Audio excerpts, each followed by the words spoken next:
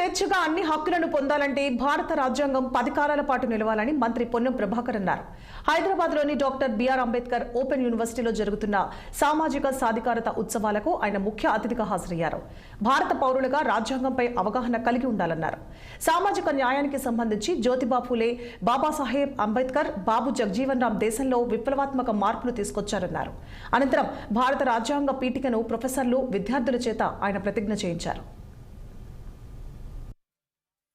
Doctor Babasaheb Ambedkar open university Shri Ganta Chakrapani గారికి, professor, staff, విద్యార్థులందరికీ ఈరోజు భారతదేశ వ్యాప్తంగా రాజ్యాంగానికి సంబంధించి, రాజ్యాంగం అంటే కనబడినటువంటి ఒక మన కవర్ రక్ష, రాజ్యాంగం గురించి మనకు ఏ విధమైనటువంటి సంరక్షణ ఇస్తుంది, ఆ రాజ్యాంగాన్ని ఒకవేళ ఉల్లంఘిస్తే, మారుస్తే హక్కులు ఏ విధంగా పోతామనేటువంటి ఒక పరిస్థితి ఉన్నటువంటి సందర్భంలో మనందరం కూడా రాజ్యాంగం గురించి తెలుసుకుంటూ రాజ్యాంగాన్ని రక్షించుకోవడానికి, ఎందుకంటే మనందరికీ స్వతంత్ర ఉద్యమం లోపల పాల్గొనే అవకాశం లేకపోయిండొచ్చు, వయసు రీత్యా ఆనాడు జరిగిన ఉద్యమంలో మన ఎవరం కూడా జన్మించలేము. కాబట్టి కానీ ఈరోజు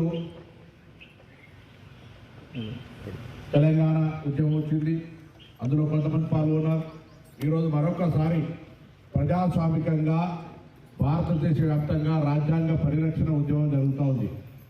ప్రజాస్వామ్యం నిలవాలంటే ప్రజలు స్వేచ్ఛగా అన్ని రకాల భారత రాజ్యాంగంలో రూపొందించబడినటువంటి అన్ని హక్కులను యథావిధిగా స్వేచ్ఛగా పొందాలంటే భారత రాజ్యాంగం 10 కాలాల పాటు నిలవాలి, ఈ స్వేచ్ఛా జీవితాలు కొనసాగించుకోవాలనుకుంటే. కాబట్టి ఈరోజు తెలంగాణ ప్రభుత్వం ఏప్రిల్ నెలలో మహానుభావులు జన్మించినటువంటి నెల ఇది.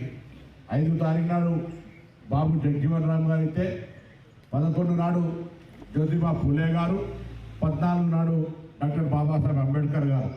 ముగ్గురు కూడా సామాజిక శాస్త్రవేత్తలుగా సామాజిక న్యాయానికి సంబంధించి ఈ యొక్క దేశంలో కొన్ని విప్లవాత్మకమైనటువంటి మార్పులు ప్రజాస్వామికంగా పోరాడి తీసుకొచ్చినటువంటి ఈ ముగ్గురు వ్యక్తులకు సంబంధించినటువంటి ఈ వారం 10 రోజుల లోపల మనం సామాజిక సాధికారికత ఉత్సవాలను జరుపుకోవడానికి తెలంగాణ ప్రభుత్వం నిర్ణయించింది. అందులో vice chancellor doctor Babasaheb Ambedkar